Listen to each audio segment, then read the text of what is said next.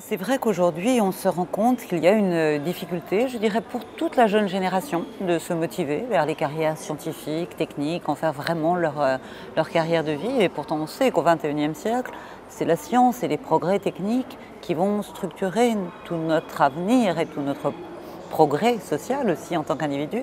Pour ça, chaque individu doit se sentir concerné et on l'accompagne vers ces éléments. Mais il faut qu'il y ait des jeunes gens, des jeunes intelligences pour s'y consacrer.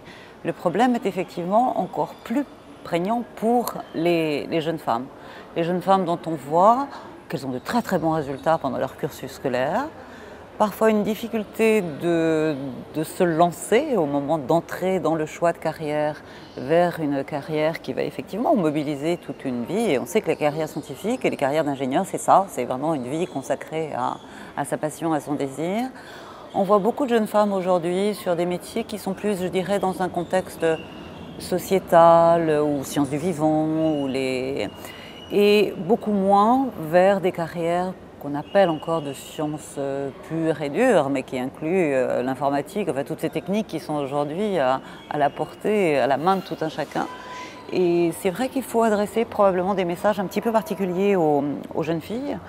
Déjà, leur présenter vraiment ce que sont ces études d'abord, puis ces métiers. Il faut qu'à l'école, vers l'orientation, on soit très très présent, en particulier pour les jeunes filles, pour les sortir de certains stéréotypes et je dirais pour leur donner confiance en elles. Beaucoup de ces jeunes filles qui sont très brillantes, peut-être visent à la perfection, ce qui n'est atteignable si toutefois ça l'est qu'à la toute fin de sa vie, et qui ont un peu moins tendance à se lancer spontanément dans quelque chose qui est ardu, certes, rigoureux, long dans le chemin, mais qui donne tellement de bonheur quand on y est.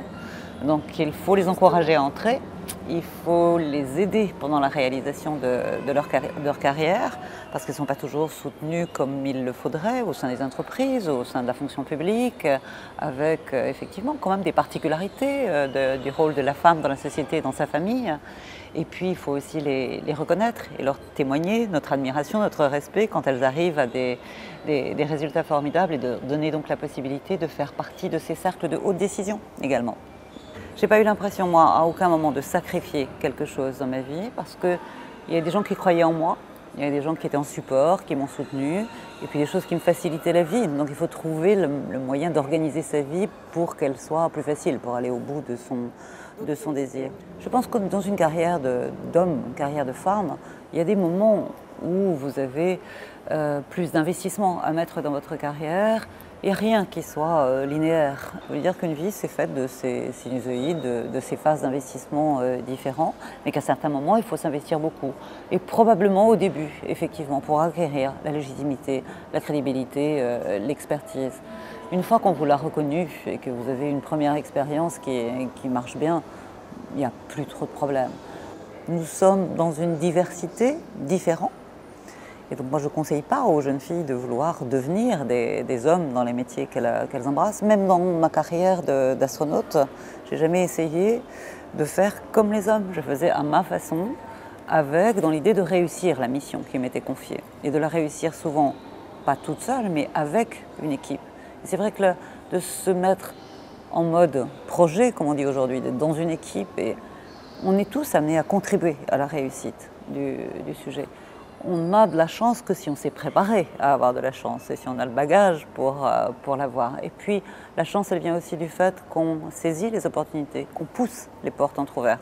Et il ne faudrait pas que ces jeunes filles qui n'ont peut-être pas assez confiance n'osent pas pousser les portes parce qu'elles s'enlèvent des chances de trouver des choses qui les fassent avancer. Mais il faut qu'on les aide. Moi, je suis là pour les aider aujourd'hui. Il faut oser. La vie, elle est entre nos mains. Ce n'est pas à d'autres de nous la prédéfinir. Il y a une belle phrase que j'aime beaucoup de Guillaume de Range, que tout le monde reprend souvent. Il n'est pas nécessaire d'espérer pour entreprendre, ni de réussir pour persévérer. Et je crois que ça, il faudrait qu'on l'ait tous en tête. Il faut toujours avoir cette envie d'avancer, d'entreprendre. Et puis, si ça ne marche pas au premier coup, déterminer et continuer.